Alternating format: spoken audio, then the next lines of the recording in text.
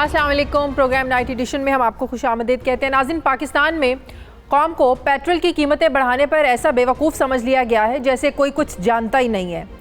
बताया कैंसर का जाकर डराता है, कैंसर के बताकर हुकूमती हल्के डराते हैं, जबकि बुखार पर मना लिया जाता है। यानी कल से पेट्रोल पर 11 रुपये बढ़ाने की तजवीज़ जब आई थी तो सबको पता चल गया था कि क्या होने जा रहा है, और फिर 5 रुपये 40 पैसे बढ़ा दिए गए। आज वज़ीर-ए-आज़म के मुआविन खुसूसी शहबाज गिल ने वही मतवक्के बयान दिया कि ओगरा की तरफ से पेट्रोल की कीमत में 11 रुपये 40 पैसे फ़ी लीटर इजाफे की तजवीज़ दी गई थी, लेकिन वज़ीर-ए-आज़म इमरान खान ने आवाम पर बोझ ना डालने की गर्ज से हद दर्जा रिलीफ देते हुए 5 रुपये 40 पैसे का इजाफा किया है। बड़ा एहसान किया है प्राइम मिनिस्टर साहब ने आवाम पर, 11 रुपये का बताकर 5 रुपये बढ़ाना। और दूसरी तरफ हमारे वज़ीर इत्तलात ये कहकर आवाम को तसल्ली दे रहे हैं कि आलमी मार्केट में मुसलसल इजाफे की वजह से हमारे पास कीमतें बढ़ाने के अलावा कोई चारा नहीं था, लेकिन इस इजाफे के बावजूद पाकिस्तान में तेल की कीमतें खित्ते के बाकी ममालिक से कम हैं। ये जस्टिफिकेशन दी जा रही है, ऐसे राज़ी करने की कोशिश की जा रही है आवाम को। दूसरी तरफ LPG की कीमत में भी 5 रुपये का इजाफा कर दिया गया है, और अब LPG की जो सरकारी कीमत है ये 160 रुपये फ़ी किलो तक पहुंच गई है। यानी हर तरफ महंगाई ही महंगाई है। इसे कहते हैं दायां दिखाकर बायां मारना। ये पेट्रोल बम ऐसे वक्त में गिराया गया है जब ईद सर पर है, लोगों ने अपने घरों को जाना है। पहले ही ऐसे मौक़ों पर ट्रांसपोर्टर्स जो हैं वो दुगने किराए लेते हैं, और आम शहरी जो है, आवाम जो है, क्योंकि वो मजबूर होते हैं, उन्होंने ईद अपनों के साथ गुजारनी होती है, और ऐसे में ईद से 4 दिन पहले हुकूमत का ऐसे इक़दामात, यकीनन इससे महंगाई का एक नया तूफ़ान आएगा। इस पर हमने बात करनी है। दूसरी तरफ हमने बात करनी है रिंग रोड स्कैंडल की, जिसमें कुछ गिरफ्तारियाँ हो गई हैं। रावलपिंडी रिंग रोड PTI हुकूमत का नाज़रीन एक मेगा स्कैंडल सामने आया है। ये साबित हो गया है कि रोड का डिज़ाइन गैर कानूनी तौर पर बदल कर कुछ ज़मीनों को फ़ायदा पहुंचाया गया, जो पहले ही मकामी ज़मींदारों से ब्लैकमेल करके सस्ते दामों खरीदी जा चुकी थी। करप्शन की इस दास्तान को एक तरफ वज़ीर-ए-आज़म के साबिक मुआविन खुसूसी जुल्फ़ी बुखारी तो दूसरी तरफ वफाकी वज़ीर हवाबाजी गुलाम सरवर खान और वज़ीर आला पंजाब उस्मान बुज़दार के साथ जोड़ा गया था। चंद महीने पहले जब यह करप्शन की कहानी सामने आई तो DG एंटी करप्शन के नीचे एक कमेटी बनाई गई। इस कमेटी ने लगभग 100 से ज़ायद अफराद के बयानात रिकॉर्ड करके वज़ीर-ए-आज़म को ये बताया, तस्दीक की कि रावलपिंडी रिंग रोड में अरबों रुपए का घपला हुआ है। लेकिन जुल्फ़ी बुखारी और गुलाम सरवर खान को कहा जा रहा है कि क्लीन चिट मिल गई है, जबकि साबिक कमिश्नर रावलपिंडी मोहम्मद महमूद और land acquisition commissioner Waseem Tabish को मुल्जिम डिक्लेयर किया गया है, और इन दोनों मुल्जिमान को FIA ने गिरफ्तार भी कर लिया है। नाज़रीन, बात यहाँ खत्म नहीं होती। रावलपिंडी रिंग रोड स्कैंडल के असर मुतासरीन तो वो हैं जिन ज़मींदारों से कमिश्नर ऑफिस रावलपिंडी बुलाकर जिन्हें सस्ती ज़मीनें उनसे ख़रीद ली गई या जिन्हें आगे जाली फाइलें बेची गई। ज़मीनों को रिंग रोड के डिज़ाइन में जाहिर किया गया और सरकारी रेट पर ख़रीद लिया गया, जबकि बाद में प्राइवेट हाउसिंग सोसाइटियाँ वहाँ बनाकर प्लॉटों में बेचा जाता रहा, महंगे दामों बेचा जाता रहा। अरबों खरबों रुपए का स्कैंडल है ये। मैं बात करूँगी, मुझे ज्वाइन कर रहे हैं वज़ीर-ए-आज़म के मुआविन खुसूसी तहरीक इंसाफ के रहनुमा अली नवाज़ अवान साहब। अस्सलाम वालेकुम, बहुत बहुत शुक्रिया अली नवाज़ अवान साहब। सबसे पहले तो मुझे ये बताएं, मुबारकबाद दें आवाम को, अफसोस करें, क्या करें? मुबारकबाद इस लिहाज से आप लोग दे रहे हैं कि शुक्र अदा करें, 11 रुपये बढ़ने थे, नहीं बढ़े, प्राइम मिनिस्टर को ख्याल आ गया, उन्हें तरस आ गया आवाम पर, 5 रुपये बढ़ा दिए। आज इसी को लेकर कुछ लोगों से हमने उनकी राय जानने की कोशिश की कि लोगों का क्या रद्द-ए-अमल है, क्या रिएक्शन है कि ईद से 4 दिन पहले इतनी क्या इमरजेंसी थी कि प्राइसेस बढ़ानी पड़ गई। लोग आगे ही पहले तंग होते हैं, जिन्होंने बाहर जाना होता है, दूसरे शहरों में सफ़र करना होता है, ज़ाहिर है किराए बढ़ जाएंगे, लोग तो हर तरफ महंगाई में पिस कर रह गए। ज़रा पहले लोगों की राय सुन लीजिए, फिर उस पर अपना ज़रा रद्द-ए-अमल दीजिएगा कि कितना ज़रूरी था ईद से पहले ये फैसला करना। ज़रा प्लीज़ प्ले कीजिए। सरासर आवाम के साथ ये सख्त ज़िले में हमें ये जो आज का जो फैसला किया है पेट्रोल के हवाले से हमें बिल्कुल कबूल नहीं है। असल में तो ज़िम्मेदार हुकूमत होती है, महंगाई उसी की वजह से हो रही है, और डीजल की पेट्रोल की महंगाई की वजह से हर चीज़ महंगी हो जाती है। इमरान खान ने कहा था कि सारी कीमतों में कमी करेंगे, लेकिन ये दिन ब दिन बढ़ते जा रहे हैं। ना पेट्रोल के पैसे पूरे होते हैं, ना हमारे सब्ज़ी के पैसे पूरे आ गए, सब्ज़ी वगैरह हर चीज़ महंगी की जा रहे हैं। अपनी नज़र आ रहा हूँ उसे, जब कहता था जी जब चोर होते हैं पेट्रोल बढ़ जाता जाता है। नहीं महंगा होना चाहिए था क्योंकि आवाम पहले बड़ी तंग है। ईद की छुट्टियां आ रही हैं और पेट्रोल का जो है वो बहुत बड़ा धमाका हो गया है। अपने घर में छुट्टियां गुजारने के लिए जाना है, 1000 रुपया किराया था, वहाँ पे 1500 रुपया किराया हो गया। बुनियादी तौर पर हुकूमत की नाकामी की बड़ी वजह यही होती है, आप अशिया ज़रूरिया महंगे कर रहे हैं और मैं समझ रहा हूँ कि ये हुकूमत नाकाम। ये थे अवाम के तासुरात। अली नवाज अवान साहब, मुझे उम्मीद है आपने अवाम के तासुरात सुने होंगे और घबराए बिल्कुल नहीं होंगे आप। नहीं, मैं आपकी बात सुन के घबरा गया था क्योंकि आपने तो मतलब जिस तरह का इंट्रो दिया अवाम से तो मुझे समझ आ रही थी, वो बेचारों को तो मसाइल हैं, वो मुझे आपके इंट्रो की समझ नहीं है, उस पर मैं घबरा गया। क्या समझ नहीं आई? चलें मैं समझा देती हूँ, समझ क्या नहीं आई मुझे बता दें, मैं समझा अच्छा सुने ना, और सुने तो सही सुने। आपने कहा ना जो आपको इसको इंतजार नहीं कर सकते थे, क्या अशद जरूरत पड़ गई थी, आपने पेट्रोल महंगा कर दिया क्योंकि आपको तो पता ही नहीं दुनिया में क्या हो रहा है इस वक्त। दुनिया में ये हो रहा है, मैं आपको बता देता हूँ, दुनिया में इस वक्त ये हो रहा है कि ब्लूमबर्ग की रिपोर्ट आई है और उसने कहा है कि अमेरिका की 2008 के बाद सबसे ज्यादा बड़ी इन्फ्लेशन वो देख रहा है। यूरोप के जितने जरीदे इकोनॉमिस्ट समेत ये लिख रहे हैं कोविड की वजह से दुनिया पूरे के अंदर जो सप्लाई चेन्स हैं वो उठी हुई हैं। पूरी दुनिया के अंदर बहुत ज्यादा इन्फ्लेशन आई हुई है। सिर्फ इन्फ्लेशन इस कोविड की वजह से दुनिया की जो टोटल जीडीपी है वो 4% दुनिया में सब्ट्रैक्ट हो गई है। मतलब ये कि 4 ट्रिलियन डॉलर दुनिया की इकोनॉमी से वाइप आउट हो गया। इस सूरत में पाकिस्तान को अलग बिहेव करना चाहिए। बिल्कुल आप इंट्रो में ठीक कह रही हैं क्योंकि दुनिया से तो पाकिस्तान का कोई लेना देना नहीं है। तेल तो पाकिस्तान का अपना निकलता है और तेल पाकिस्तान में बहुत ज्यादा मिकदार में है, तो हमें क्या लगे दुनिया में अगर महंगाई हो रही है और दुनिया में तेल महंगा, हमारा तो तेल अपना है और हम महंगा किए जा रहे हैं। सुनते तो जाए, अच्छा सुनते लें। अब तो पूरी तो आपकी सुनिए, आवाम की सुनिए, अब मेरी तो सुन लें। आप तो सुनने भी नहीं चाह रही। तो मैं ये कह रहा हूं कि दुनिया के ट्रेंड्स आप देख लें और उन ट्रेंड्स में पाकिस्तान के फैसले देख लें। पाकिस्तान 2 महीने से और 2.5 महीने हो गए हैं इस जो तेल महंगा हो रहा है दुनिया के अंदर उसको रेजिस्ट कर रहा है। पाकिस्तान की इकोनॉमी जितना रेजिस्ट कर सकती थी, पाकिस्तान की गवर्नमेंट जितना रेजिस्ट कर सकती थी, उतना हमने किया। बट अब वो तेल की प्राइसेस उस लेवल पे चली गई हैं कि हम उससे ज्यादा बेयर नहीं कर सकते। ओगरा लिखता है, जो रेगुलेटर है, वो कह रहा है कि 11.5 रुपए कम से कम आपको तेल महंगा करना पड़ेगा। बट आप 5.5 रुपए करते हैं और गवर्नमेंट अपने ऊपर 5.5 रुपए का बर्डन लेती है। This is the government. इससे पहले क्या था, आज से 8 साल पहले ले लें, पेट्रोल प्राइसेस 8 साल पहले जब डॉलर 108 रुपए का था, उस वक्त डॉलर प्राइसेस 113 के रुपए थी। मुझे एक चीज समझाएंगी कि गवर्नमेंट इसके अलावा क्या करे? मैं आपकी बात सुनने को तैयार हूं, मुझे कोई मशवरा दे। अच्छा चले, मुझे भी मेरे एक सवाल का जवाब दे दें। पेट्रोल अगर हमारा अपना नहीं है, ये 2 ट्वीट्स मैं आपको बताती हूँ। वजीर आज़म इमरान खान ने ट्वीट किया था 2018 जनवरी 1 को, ठीक है। वो अपने ट्वीट में तब पेट्रोल प्राइसेस बढ़े थे, उन्होंने ट्वीट किया था absolutely shameful how the government has dropped a petrol bomb on the poor nation at the start of 2018. Instead of undertaking tax reforms and cracking down on money laundering, the government continues to burden the masses. This time with a big increase in petroleum products. ये prime minister की उस वक्त की tweet है। फिर असद उमर साहब ने tweet किया था, हुकूमत आलमी मंडी में तेल की कीमत बढ़ने का सिर्फ बहाना कर रही है, आवाम को ये नहीं बता रही है कि डीजल पर फी लीटर 26 रुपए और पेट्रोल पर फी लीटर 21 रुपए टैक्स वसूल करेगी इस महीने। इस हुकूमत के हाथ सिर्फ आवाम की जेब में जाते हैं, ना ताकतवर से टैक्स लेते हैं, ना मनी लॉन्ड्रिंग रोकते हैं। तब पेट्रोल पाकिस्तान से निकलता था, तब पेट्रोल हमारा अपना था। अगर मेरी याददाश्त कमज़ोर नहीं है तो इसी बजट में 612 बिलियन पेट्रोलियम लेवी की मद में आप लोगों ने इकट्ठे करने थे। तो ये तो हमें नज़र आ गया कि प्लानिंग तो पहले ही थी। अब बताएं।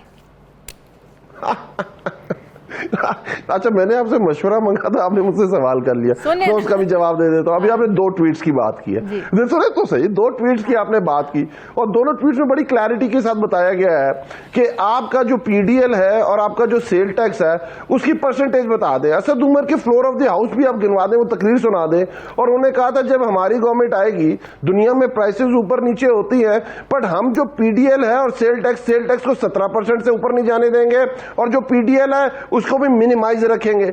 इस वक्त जो पीडीएल है 4% और 6% पे है, और जो आपका सेल टैक्स है वो 17% से कम है।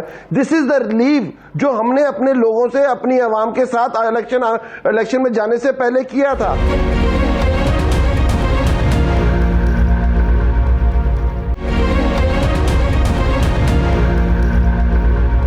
इस जबान में बातें एक रेड़ी वाले को समझ नहीं आती हैं, एक दिहाड़ीदार मजदूर को ये बातें समझ नहीं आती है। समझ आनी उनको भी नहीं ये चाहिए। समझ आती है कि हमारी जेब में पैसे में इजाफा हो रहा है, हमारी आमदनी में इजाफा हो रहा है। उनको ये समझ में नहीं आती जीडीपी क्या होता है, उनको ये समझ में नहीं आती सेल्स टैक्स क्या होता है। आपको नहीं लगता इससे आप लोगों का वोट खराब होगा? अभी आपने लोगों की राय सुन भी ली। ये देखिए, आपने कुछ फैसले देखिए, यही तो हमारा फर्क है पिछली गवर्नमेंट्स में और इस गवर्नमेंट में, यही फर्क है। और वो फर्क ये है कि हम पाकिस्तान के जो बेहतर जो पाकिस्तान के हक में जो फैसले हम वो करते हैं। इसकी मिसाल ये कि आप लोगों को जो फर्क नहीं पड़ता, जो आपके नजर नहीं आता, 1100 अरब रुपए का पैसा, नया पैसा इंजेक्ट हुआ है आपकी रूरल इकोनॉमी के अंदर।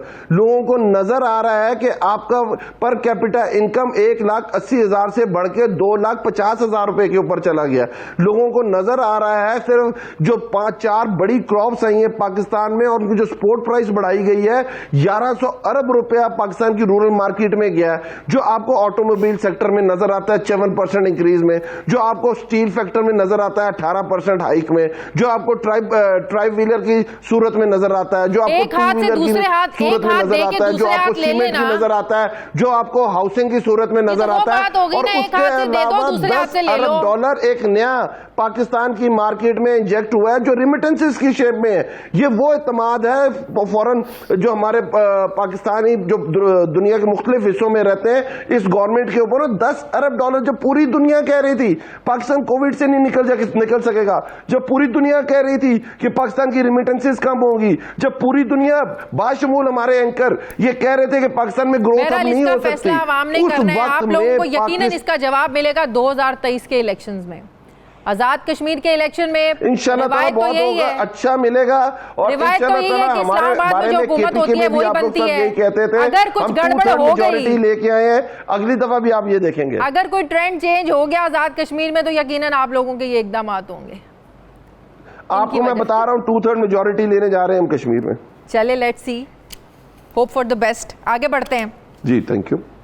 रिंग रोड स्कैंडल एक मेगा स्कैंडल, सवालात उठे तहरीक इंसाफ की हुकूमत पर, एक मैसिव लेवल पर ये घपले हुए हैं, बड़े पैमाने पर नुकसान हुआ है, लेकिन समझ में नहीं आ रही इतने बड़े पैमाने पर अरबों खरबों रुपए का ये जो फ्रॉड है, क्या इनकी जिम्मेदार सिर्फ 2 शख्सियात हैं? यकीनन आपकी नज़र से रिपोर्ट गुजरी होगी जो डीजी एंटी करप्शन पंजाब ने कल पेश की है। साबिक commissioner Rawalpindi captain retired Mohammad Mahmood और land acquisition commissioner Waseem Tabish, कहा जा रहा है कि सिर्फ इनको पकड़ा गया है, ये मौरूदे इल्ज़ाम ठहराए गए हैं, इनको पकड़ा गया है, लेकिन हमारी अकल ये बात समझने से कासिर है कि इतने मैसिव लेवल पर करप्शन क्या सिर्फ 2 बंदे कर सकते हैं? कोई इन्फ्लुएंस नहीं था, इतने अरबों रुपए क्या सिर्फ इन दोनों की जेब में गए? फिर डीजी एंटी करप्शन पंजाब जो है क्या वो इससे आगे बढ़कर कार्रवाई नहीं कर सकता? क्या नैब के पास ये इख्तियार नहीं है? क्या नैब जुल्फी बुखारी को बुलाकर पूछेगा, गुलाम सरवर को बुलाकर पूछेगा, या ये समझा जाए कि क्लीन चिट मिल गई उनको?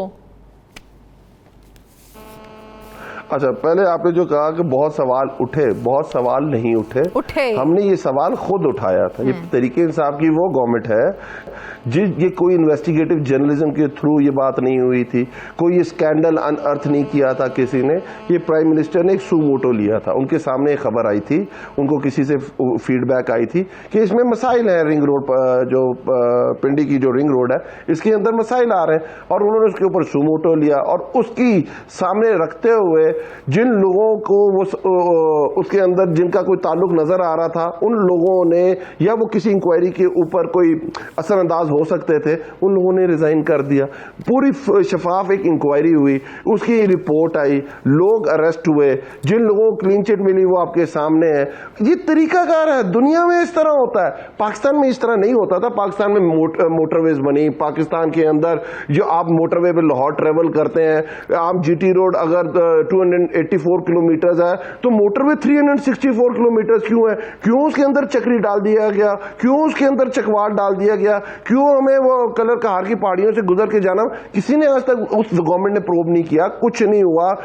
रायवेंड के अंदर पूरी एक रोड बना दी गई, फैक्ट्री के अंदर पूरा एक अहाता बना दिया गया, नाले बना दिए गए, कभी कोई बात नहीं। ये हमारी गवर्नमेंट है, हम आंसरेबल है, और हमारे सामने कोई चीज आती है हम उसे खुद अनर्थ करते हैं, उसके ऊपर साफ और शफाफ इंक्वायरी कराते हैं। मामला तो था कि सियासी तौर पर फायदा उठाया गया है, पकड़ा जा रहा था, पकड़ा जाता है। तो अब सवाल तो उठेंगे ना कि सियासी तौर पर फायदे किसने उठाए? आप देखें ना, प्रोजेक्ट को लॉन मोड से पब्लिक प्राइवेट पार्टनरशिप मोड में तब्दील किया गया। प्रोजेक्ट में अटक लूप का भी इजाफा किया गया। रोड की लंबाई थी 36 किलोमीटर, जिसका इजाफा करके इसको 68 किलोमीटर किया गया। लागत थी 40 अरब, बढ़ के पहुंची 7 अरब तक। मेरा सवाल समझे ना कि सिर्फ ये 2 शख्सियात ही इसकी सिर्फ जिम्मेदार हैं। मैं फिर आपको यही कह रहा हूं कि एक इंक्वायरी हुई है, उसकी एक रिपोर्ट आ गई है, आपको कोई क्वेश्चन कर सकती हैं। बिल्कुल आपकी बात ठीक है, ये गलत है कि एक 36 किलोमीटर की थी वो 60 किलोमीटर पे क्यों चली गई, उसके अंदर जो एक वो जिगजैग है वो क्यों उसके अंदर शामिल कर दिया गया, क्यों ये बाकी चीजें हुई। इसीलिए तो हमने सुमोटो लिया ना प्राइम मिनिस्टर ने, इसीलिए तो इंक्वायरी हुई, इसीलिए लोगों ने रिजाइन किया, इसीलिए लोग गिरफ्तार हुए। यही तो मैं कह रहा हूं, ये पहले नहीं होता था, ये हमारी गवर्नमेंट में हो रहा है। इस पे तो आपको हमें अप्रिशिएट करना चाहिए। हाँ, अगर आप समझती इंक्वायरी ठीक नहीं है, इंक्वायरी के ऊपर सवाल उठाएं, इंक्वायरी के अंदर कोई लूप होल्स है उसको उसकी निशानदेही करें। बिल्कुल अप्रिशिएट करते। बेनामी ट्रांजैक्शन की इस केस में भी बात हुई, अगर इसी तरह इसमें कोई ऑपोजिशन के लोग इन्वॉल्व होते, जिस तरीके से बेनामी ट्रांजैक्शन को लेकर शहबाज शरीफ, हमजा शहबाज और बहुत से ऑपोजिशन के लोगों को लेकर प्रेस कॉन्फ्रेंसेस की जाती रही, पापड़ वाला, फालूदे वाला, रेडी वाला, तो इस पर भी सामने आना चाहिए था ना लोगों को। इस पर भी आप लोगों को प्रेस कॉन्फ्रेंसेस करके बताना चाहिए था बेनामी कौन है, फ्रंटमैन कौन है, किसके नाम पर ये सब कुछ खुला, किसके नाम पर पैसे बनाए गए। तो इसीलिए तो इंक्वायरी कराई। देखिए अब आप मेरी बात समझिएगा, अब मेरी बात है। अब आपके सामने 2 चीजें हैं, और 2 चीजें, एक आपने उसको रिलेट किया है शहबाज शरीफ और उसकी फैमिली के फेक अकाउंट से, और दूसरी चीज आपके सामने है जो ये रिंग रोड के हवाले से आई है। अब रिंग रोड के हवाले से किसी ने सवाल नहीं उठाया। तरीके इंसाफ प्राइम मिनिस्टर इमरान खान के सामने एक चीज आई, उन्होंने सुमोटो लिया, उस काम को रुकवाया, कुछ लोगों ने रिजाइन किया, कुछ लोग गिरफ्तार हुए, जो इक्विटल हुआ वो वापस आ गए। दूसरी तरफ देखें, एक इंक्वायरी होती है और हमारे दौर से शुरू नहीं होती, ये पीपल्स पार्टी के दौर से शुरू होती है, और उसके अंदर डॉक्यूमेंट्री प्रूफ आता है, और आज भी वो उसको डिनायल में नहीं है। वो क्या कह रहे हैं कि शहबाज शरीफ के अकाउंट में, सलमान शहबाज शरीफ के अकाउंट में, नुसरत साहिबा के अकाउंट में, हमजा शहबाज शरीफ के अकाउंट में डॉक्यूमेंट्री प्रूफ है। हमने नहीं कही, पीपल्स पार्टी के दौर से इंक्वायरी शुरू हुई थी। मतलब उनकी जो बेगम नुसरत भुट्टो के अकाउंट की जो उन्होंने अपने रिटर्न्स फाइल किए हैं, 100% जो एसेट्स डिक्लेयर किए हैं वो टीटी बेस्ड है, वो खुद डिक्लेयर कर रहे हैं। हमजा जितने कर रहा है वो 96% है, जो सलमान कर रहा है वो 98% है। शहबाज शरीफ के अकाउंट में जो टीटी लगी है, और तीसरा कि नुसरत शहबाज के अकाउंट में पैसे आते हैं, वो टीटी आती है, उससे निकाल के अपनी चौथी बेगम के लिए घर खरीदा जाता है। सब डॉक्यूमेंट्री प्रूफ, और वो ये नहीं कह रहे, वो उसको डिनाई नहीं कर रहे, वो पूरा मामला इन्वेस्टिगेट हुआ ना। यहाँ पर कह रहा हूँ कि वो उसको डिनाई नहीं कर रहे। जी सुने तो सही, सुने तो सही, वो उसको डिनाई नहीं कर रहे हैं। वो कह रहे हैं कि 1992 में इसहाक डार एक लॉ लेके आए थे, इकोनॉमिक रिफॉर्म एक्ट, और जो भी दुनिया से किसी के अकाउंट में टीटी लगेगी उसका नहीं पूछा जाएगा। बहरहाल अभी आप वापस ले आए। ये मामला अभी नैब ने देखना है, नैब ने इन्वेस्टिगेशन करनी है। अब देखना ये है कि नैब सियासी लोगों से पूछगिछ कर पाती है या नहीं कर पाती है, इजाजत मिलती है नहीं मिलती है, जिन लोगों के नाम सामने आ रहे हैं। सवाल बनता है आपका। बहुत बहुत शुक्रिया वज़ीर आज़म के मुआविन खुसूसी तहरीक इंसाफ के रहनुमा आज़वान साहब मेरे साथ थे। मुझे ब्रेक लेनी है, वापस आते हैं एक छोटे से वक्फे के बाद।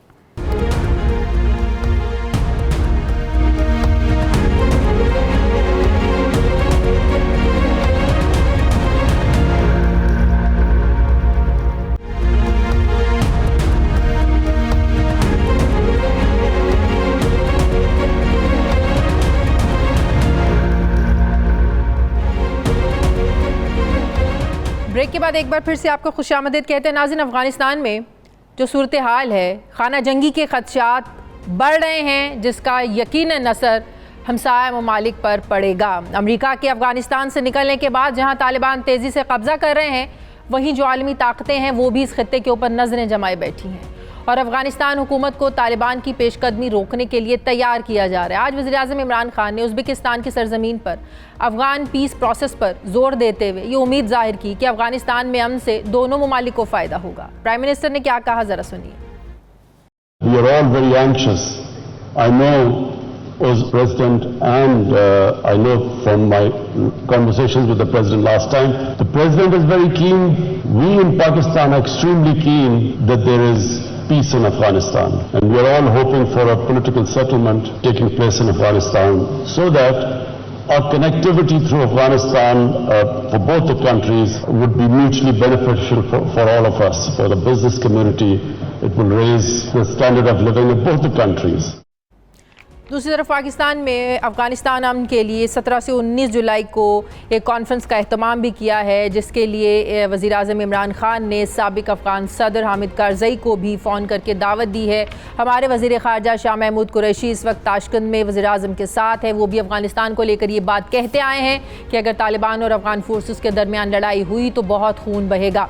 पाकिस्तान ने न सिर्फ अपने अफ़गानिस्तान के साथ लगने वाले बॉर्डर्स को सील किया है, बल्कि किसी किस्म की आमदोरफ्त नहीं हो रही है। हत्ता कि तिजारती सामान से जो लदे भरे ट्रक हैं वो भी वहीं खड़े हैं। चमन की दूसरी साइड पर तालिबान कब्जा करते हुए पहुंच गए हैं। तालिबान की जारी करदा एक वीडियो में वेश और चमन के दरमियान लगे गेट बाब दोस्ती के ऊपर अफगानिस्तान के झंडे की जगह तालिबान के सफ़ेद झंडे को दिखाया गया है।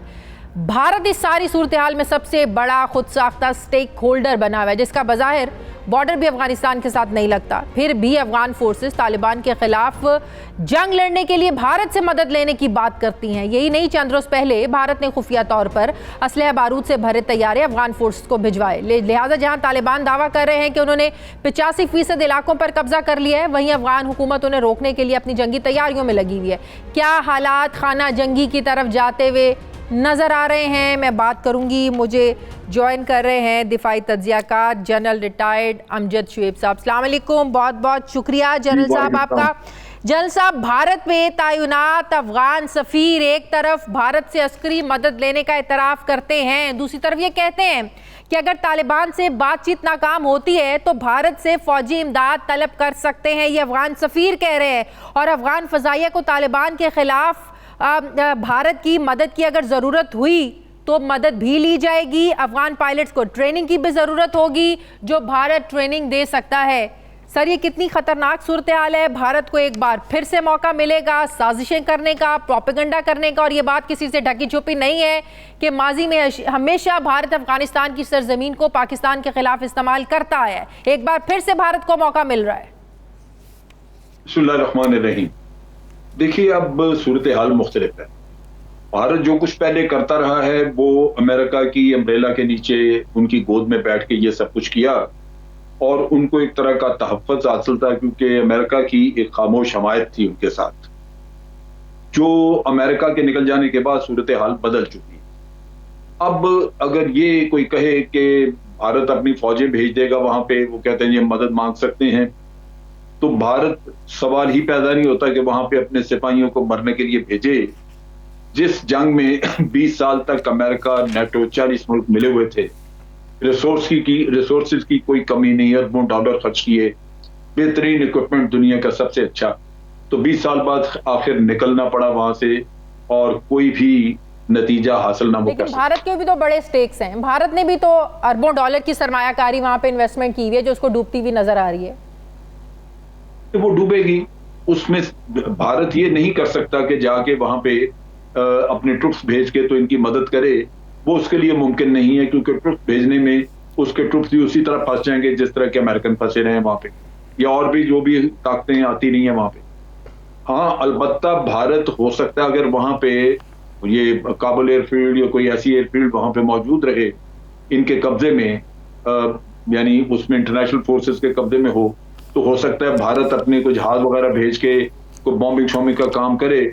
लेकिन बॉम्बिंग तो आपको पता है कि तालिबान ने 20 साल अमेरिका की बॉम्बिंग भी देखी है। तो उससे अगर कोई ये सोचे कि उससे तालिबान जो है वो खत्म हो जाएंगे, उनको शिकस्त हो जाएगी, तो वो नहीं होगा।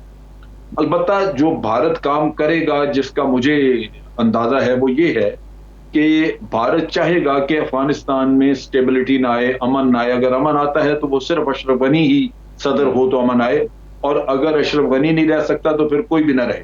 नतीजा ये कि जब बदअमनी होती है, जब एक डिस्टेबलाइज मुल्क होता है, तो फिर हुकूमत हो या ना हो, जिस किसी की भी रिट पूरे इलाके पे नहीं होती, उसकी वजह से फिर इनके लिए आसानी होगी कि किसी न किसी अफगानिस्तान के किसी न किसी कोने में दहशतगर्दों को ये पालते रहें और वो वक्तन फक्तन पाकिस्तान में आके हमले करें।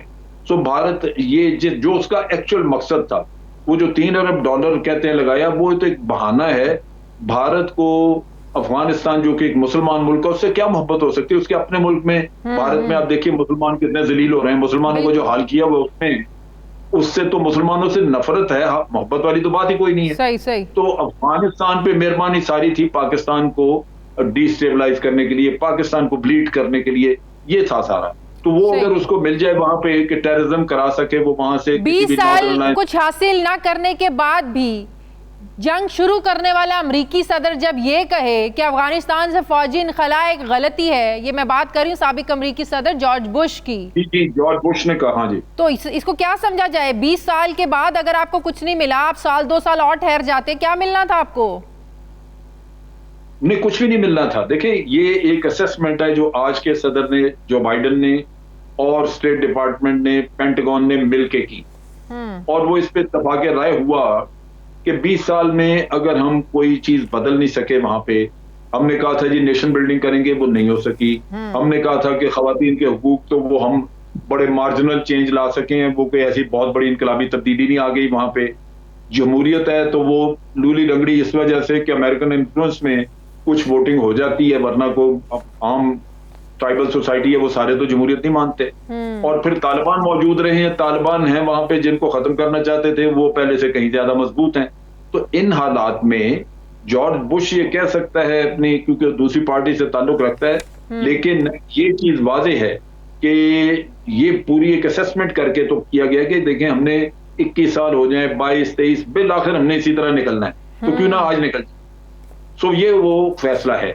जॉर्ज बुश जो है वो ये कह सकता था कि जी हमें निकलने से पहले कोई वहां पे जमीन पे इनका कोई बातचीत का जरिया कराना चाहिए था, जिससे कि कोई हालात नॉर्मल करने चाहिए थे, स्टेक होल्डर्स को बिठाना चाहिए था, सियासी हुकूमत कायम होनी चाहिए थी। बिल्कुल बिल्कुल बिल्कुल, वो उसने नहीं किया, जबकि उनके इख्तियार में था कि अशरफ गनी जो रोड़े अटका रहा है उसको रोकते या उसको निकालते। अच्छा जनरल साहब, हम जो पाकिस्तान मेजबानी करने जा रहा है अफगान स्टेक होल्डर्स को बुलाकर अमन कॉन्फ्रेंस जो 18-19 को होने जा रही है, प्राइम मिनिस्टर ने कल टेलीफोन करके साबिक अफगान सदर हामिद करजई को दावत दी, वो मान गए, इधर से बता भी दिया गया हमारे फॉरेन ऑफिस की तरफ से। लेकिन फिर बाद में कुछ ज़राए ये भी बता रहे हैं कि बाद में इंडियन वजारत ख़ारजा की तरफ से, इंडियन फॉरेन ऑफिस की तरफ से हामिद करजई को कॉल की गई, जिसके बाद अब तज़ब्ज़ुब का शिकार हैं हामिद करजई कि वो आएँ इस कॉन्फ्रेंस में या ना आएँ। इसका मतलब इन्फ्लुएंस कर रहा है भारत। देखिए, ये करेगा अभी भी। उसकी वजह ये है, मैं एक चीज आपको बता दूं, आज अगर तालिबान वहां पे हावी हो जाते हैं तो अशरफ गनी और ये हामिद करजई वगैरह, ये सारा टोला जितना है, इनका ठिकाना भारत हो। अगर ये पाकिस्तान के साथ हर्जा सराई न करते, पाकिस्तान के साथ मामला ठीक करते, तो फिर ये शायद भाग के इधर आ जाते। अब इनको पनाह देने वाला भारत, सही। तो भारत के साथ ये रखेंगे ताल्लुकात ठीक। और फिर इन्होंने भारत में प्रॉपर्टीज भी ली हुई हैं, बाद लोगों ने दूसरी शादियां वहां पे की हुई हैं, और इतने 20 साल के असर रसूख ये हुए कि 20 साल भारत से पैसे खाते रहे। तो कहीं तालिबान आ रहे हैं जनरल साहब, तालिबान आ रहे हैं इसमें कॉन्फ्रेंस में? तालिबान का मेरा ख्याल है तालिबान तो आ जाएंगे, वो उनका शायद मसला ना हो। इन्हीं लोगों का, ये जो हुकूमती और दूसरे अरकान हैं, इनकी प्रॉब्लम है कि इनको भारत रोक रहा है और शायद ना आए। सही। और अगर नहीं आएंगे तो पाकिस्तान कम से कम एक हाई मॉरल ग्राउंड पे खड़ा है कि हमने तो हर लम्हा कोशिश की है कि आप लोगों की आपस में कुछ अंडरस्टैंडिंग करा दी जाए। बिल्कुल। लेकिन अगर आप इंटरेस्टेड नहीं है तो फिर देखिए हमारा नुकसान होगा बहुत जब ये लड़ते हैं, जब ये डिस्टेबलाइज होगा अफगानिस्तान, तो हमें सेंट्रल एशिया के साथ कनेक्टिविटी नहीं मिलती। CPEC हम जिधर ले जाना चाहते हैं नहीं ले जा सकेंगे, लेकिन अफगानी भी तो मरते रहेंगे ना। बिल्कुल तो अफगानियों को सोचना है कि उनकी पॉपुलेशन, उनकी आबादी, उनके गरीब गुरबा लोग कब तक मारते रहेंगे, ना गुर्बत खत्म होती है, ना उनका खून खराबा खत्म होता है। बहुत तो ये शुक्रिया उनको सोचना। दिफाई तज्जियाकार जनरल रिटायर्ड अमजद शुएब साहब। मुझे ब्रेक लेनी है नाज़रीन, वापस आते हैं एक छोटे से वक्फे के बाद।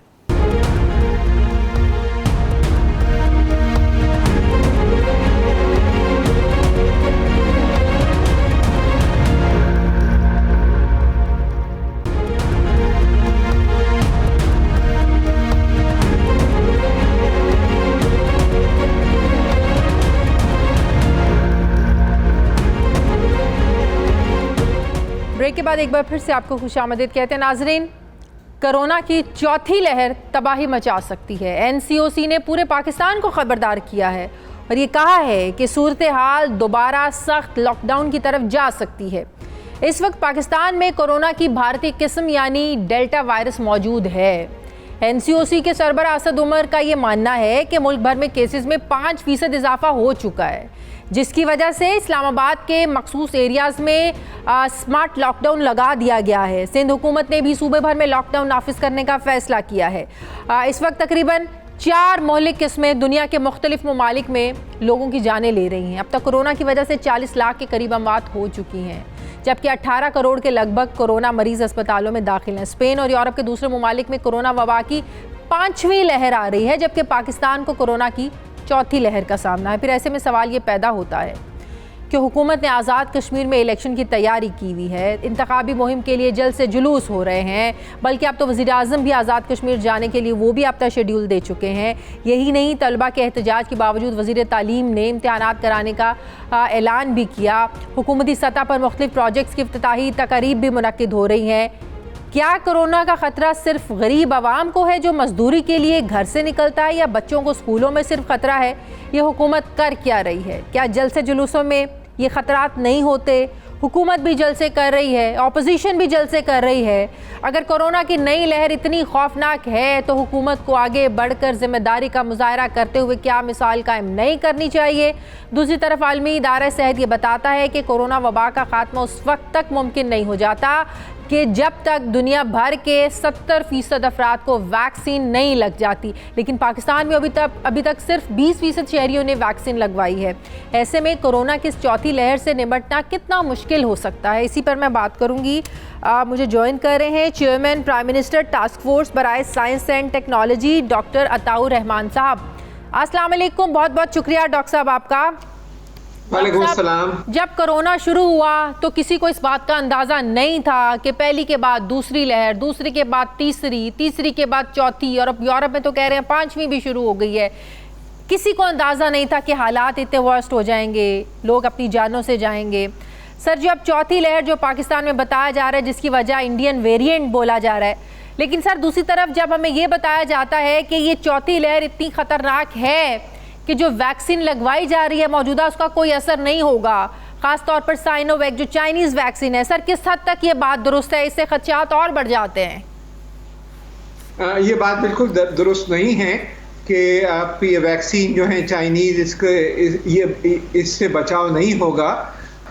ये जितनी वैक्सीन हैं इस वक्त, चाहे चाइनीज़ हो चाहे दूसरी वैक्सीन हो, सब जो है आपको डेल्टा वायरस और डेल्टा प्लस वायरस से काफ़ी हद तक बचाव रखती हैं। शदीद बीमारी से ये सब आपको बचाती हैं, हॉस्पिटलाइजेशन से और अमवात से भी बचा रही हैं। ये बस ये है कि जो कोरोना वायरस फिर भी आपको हो सकता है, लेकिन माइल्ड अटैक होगा, थोड़े बुखार होगा, थोड़ा दर्द होगा और उसके बाद ये ठीक हो जाएगा। अगर तो जिन लोगों ने वैक्सीन नए वायरस की बात कर रहे हैं जो इंडियन वेरिएंट है, इसमें भी यही मामूली अलामात ही होंगी, क्योंकि कहा जा रहा है ये बहुत जल्दी इफेक्ट करता है, बहुत जल्दी डैमेज करता है लंग्स को। ये उन लोगों को बहुत जल्दी डैमेज करता है जिन लोगों ने वैक्सीन नहीं ले रखी हो। जिन लोगों ने वैक्सीन ले रखी हो उनको काफ़ी हद तक प्रोटेक्ट करता है, फिर भी कोरोना वायरस अटैक करता है, थोड़ा बहुत डैमेज करेगा, लेकिन माइल्ड अटैक्स होंगे और आपको बचा के रखेगा। तो अगर ये किसी ने कहा है आपसे कि ये जो है ये वैक्सीन जो है प्रोटेक्ट नहीं करेंगी डेल्टा प्लस या डेल्टा वेरिएंट से, तो ये आपको गलत इन्फॉर्मेशन दी गई है। ये यकीनन प्रोटेक्ट करता है और वैक्सीन जिन लोगों को लगा सकते हैं जो लोग, वो फौरी तौर पे लगानी चाहिए, ये सोचे बगैर कि हम ये लगाएं या वो लगाएं। ये जितनी वैक्सीन अवेलेबल हैं सब आपको डेल्टा और डेल्टा प्लस वेरिएंट से काफ़ी हद तक प्रोटेक्शन देती हैं। हाँ 100% प्रोटेक्शन नहीं होती, बहुत सारे लोगों को फिर भी कोरोना होगा लेकिन शिद्दत नहीं होगी बीमारी की, तो ये जो है फिर भी आपको प्रोटेक्ट करेगा। सर जरा एक कंफ्यूजन डॉक्टर साहब जरा ये दूर कर दें, जिन्होंने एक वैक्सीन लगवाई है चाइनीज़ वैक्सीन, लेकिन बाद में अगर डोज उसकी नहीं मिल रही है या ओवर डेट हो गया है या जिस मुल्क में ट्रैवल करना है, ये मैं बात कर रही हूँ अगर किसी ओवरसीज़ ने लगवानी है, तो क्या मुख्तलिफ वैक्सीन लगवाई जा सकती हैं? अगर किसी ने साइनोवैक लगवाई है, चाइनीज़ कोई वैक्सीन लगवाई है, लेकिन बाद में अगर मुतालबा आ गया या डिमांड है जी किसी मुल्क के लिए फाइज़र लगवानी है, तो सर ये लग सकती है 2 डिफरेंट वैक्सीन या इसका रिएक्शन होगा? जी बिल्कुल लग सकती है। जब दूसरी वैक्सीन लगाएंगे तो थोड़े आफ्टर इफेक्ट्स तो होते हैं सेकंड डोज के, लेकिन कोई ऐसे खतरे की बात नहीं है। 2 मुख्तलिफ वैक्सीन लग सकती हैं? 2 मुख्तलिफ वैक्सीन भी अगर आपको मजबूरी के तौर पे लगानी है तो लगा सकते हैं। प्रेफरेबल तो ये है कि आपने जो लगाई है और उसके अगर 2 डोज चाहिए तो वही लगवाएं, लेकिन आपको ट्रेवल के लिए या अगर जो बैनुल-अक़वामी रिक्वायरमेंट्स हैं कि आप एस्ट्राज़ेनेका या कोई दूसरी वैक्सीन लगाएं, तो आप दूसरी भी लगा सकते हैं और लगानी चाहिए उसको। उसमें कोई जान का ख़तरा नहीं है आपको। सही। जो सर कुछ खबरें आई कि कोरोना वैक्सीन ख़राब हो रही है, अब बहुत सोर्सेज से ये खबरें आ रही हैं, सर क्या ये दुरुस्त है? और अगर ये बात वाकई दुरुस्त है तो इसकी वजह क्या है? वैक्सीन क्यों ख़राब हो रही है? क्या उसका जो एक रिक्वायर्ड टेम्परेचर है वो नहीं दे पा रहे हम? वैक्सीन अगर सही जगह पे रखी हो और प्रॉपर स्टोरेज हो तो यकीनन ख़राब नहीं हो सकती। आपको अगर किसी एक जगह कोई शिकायत आई है तो हो सकता है किसी फ्रिज में रखी हो, फ्रिज ख़राब हो गया हो, लेकिन जनरली ये बात सही नहीं है। जनरली आमतौर पे जो वैक्सीन दी जा रही हैं ये सब ठीक है। कोई एक आध इंसिडेंट ऐसा हुआ होगा जिसके बुनियाद पे आपको ये इत्ला मिली है, लेकिन जनरली जितनी वैक्सीन मिल रही हैं हॉस्पिटल से, जो गवर्नमेंट हॉस्पिटल से दी जा रही हैं, वो सब ठीक हैं और वो आपको झिझक के लगानी चाहिए। सही। डॉक्टर साहब 1.5 सालों में चौथी लहर का सामना है और अब तक हम लोग बमुश्किल 20% लोगों को वैक्सीनेट कर सके हैं। सर अगर इतनी रफ्तार से वैक्सीनेशन का प्रोसेस जारी रहा तो सर ये आपको लगता है कि हम इस वबा पर काबू पा सकेंगे? आपको कोरोना वायरस के साथ अब जीना सीखना पड़ेगा, क्योंकि ये चौथी लहर, फिर 5वीं, फिर 6ठी, फिर 8वीं, फिर 10वीं, फिर 12वीं, क्योंकि ये जो शक्ल बदल के आ रहा है, हर 2 हफ्ते बाद ये नई शक्ल इख्तियार कर रहा है और ये जो है ये बहुत ही ख़तरनाक किस्म का है और बहुत तेज़ी से फैलता है। तो ये जो है वैक्सीन नई बनने में 1.5 साल लगता है, ये शक्ल बदलने में 1 हफ्ता लगाता है और फिर ये अपनी अरबों कॉपीज़ बनाता है एक इंसान के अंदर दाखिल होकर और फिर जब बाहर आता है तो दूसरे लोगों को इन्फेक्ट करता है। तो अब आपको इसके साथ जीना सीखना पड़ेगा। फ्लू का वायरस देखिए कितना पुराना है और आज तक कोई वैक्सीन उसके लिए इफेक्टिव तैयार नहीं हुई। तो यही सूरत हाल इसकी लगती है। जब तक कि दुनिया की 70-80% आबादी वैक्सीनेट नहीं हो जाती, जिसमें 2 साल, 3 साल, 4 साल लग सकते हैं, जब तक आपको इसके अलावा कोई चारा नहीं है कि आप इसके साथ जिए। मुल्क के अंदर आप कोशिश करें कि आपकी 70-80% आबादी वैक्सीनेट हो जाए, जिसमें कम से कम 1.5 साल अभी लगेगा और फिर भी यहाँ पे आता रहेगा बाहर से, क्योंकि सारी दुनिया तो 70-80% आसानी से वैक्सीनेट नहीं हो पाएगी। तो इस वजह से आपको इसके साथ जीना सीखना पड़ेगा। बहुत बहुत शुक्रिया chairman prime minister task force बराए टेक्नोलॉजी डॉक्टर अताउर रहमान साहब मेरे साथ हैं। नाज़रीन हमारे प्रोग्राम का वक्त ख़त्म हो गया है। फीडबैक ज़रूर दीजिएगा, अपना ख्याल रखिएगा। मुझे इजाज़त दीजिए, अल्लाह हाफ़िज़।